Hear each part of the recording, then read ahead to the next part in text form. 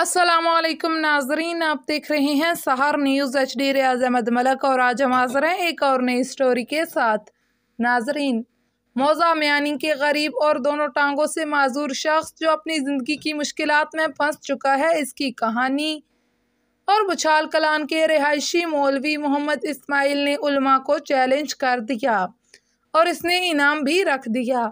मौलवी इस्माइल क्या कहता है, आपको तफसील से बताएंगे, मगर उस सबसे पहले आपसे गुजारिश है कि हमारी आज की इस वीडियो को मुकम्मल देखिएगा। इसे लाइक कर दें, इसे शेयर करें। अगर आप हमारे चैनल पर नए आए हैं तो इसे सब्सक्राइब करके साथ लगे बेल आइकन को प्रेस कर दें। तो नाजरीन, आज के व्लॉग को शुरू करते हैं।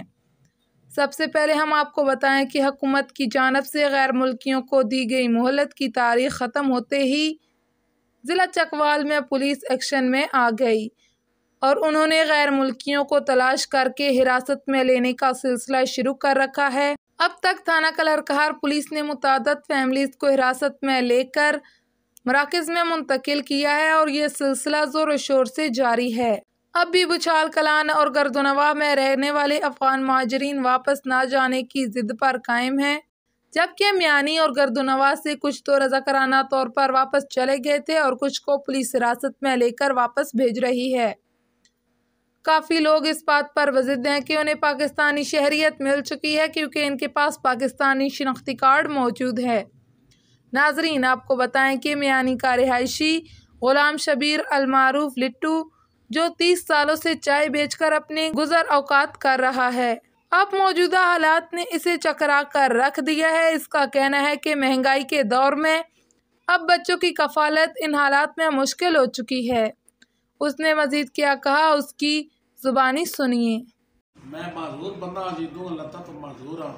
चल ठीक है, लाएगा सब्जी कोई शह ना देना, गेहूँ चीनी बड़ी महंगी है, भीख ना मंगा अपना हक करा कमा खा रहा। 35 साल हो गए, 5 बच्चियां मेरिया, एक बच्चा इस मकाना ही मेरा ना मैंने कोई मदद की मुझे जो मेहरबानी हो सके। माजूर आदमी है, भीख ना मंगा हक करा कमा खाना और मंगा तो चंगी भली दिहाड़ी दिल नहीं मंगा ना पाप आइए कोई मैं गेहूँ चीनी ना ले सकता। 5 किलो रोज लगा मैंने सारी दिहाड़ा का काम है इस वास्ते। बुछाल कलान के रिहायशी मौलवी मोहम्मद इस्माइल का कहना है, कोई आलिम दीन मुझे ये बता दे कि नमाज कब मुकम्मल हुई, उसे 10,000 रुपये इनाम दूंगा। उन्होंने दीन के बारे में भी उलमा को चैलेंज किया है कि कोई इसे कुरान की रोशनी में नमाज जनाजा के बारे में साबित कर दे तो उसे 30,000 रुपये इनाम दूंगा। मौलवी इस्माइल का कहना है कि उलमा कराम हमें सीधा रास्ता नहीं बताते, यही वजह है कि हमारे बच्चे दीन की इल्म से महरूम हैं। उन्होंने उलमा और दीगर तालीम याफ्ता अफराद को भी चैलेंज किया कि वो इनसे मुज़ाकरात करें, अगर वो जीत गए तो उन्हें 30,000 रुपये इनाम दिया जाएगा। कराची से आगा मोहम्मद रिजवान की रिपोर्ट के मुताबिक हुकूमत की जानिब से दी गई मोहलत ख़त्म होने पर 1 नवंबर से रेंजर्स, पुलिस और ज़िला इंतज़ामिया ने मुश्तरका तौर पर एक्शन शुरू कर दिया। ऑपरेशन के दौरान मुतअद्दिद अफराद को गन्ना मंडी, मच्छर कॉलोनी, कराची ज़िला गरबी, थाना इकबाल मार्केट और दीगर मकामात से सर्च ऑपरेशन के दौरान हिरासत में लिया गया।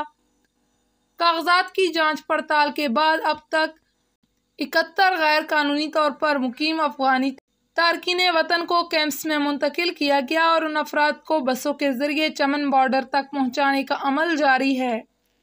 चमन बॉर्डर तक तमाम गैर कानूनी अफगान बाशिंदों को मरहलावार पहुंचाया जाता रहेगा और तमाम कानूनी तकाजे मुकम्मल होने के बाद तारकीन वतन को उनके वतन भेज दिया जाएगा। रात गए तक गैर कानूनी अफगान बाशिंदे होल्डिंग पॉइंट्स में पहुंचना शुरू हो गए।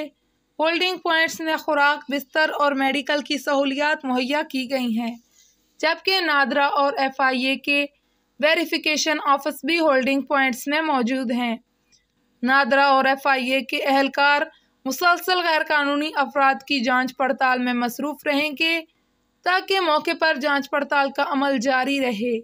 होल्डिंग पॉइंट्स में मौजूद अफगान बाशिंदों ने दी गई सहूलियात पर इत्मीनान का इजहार किया।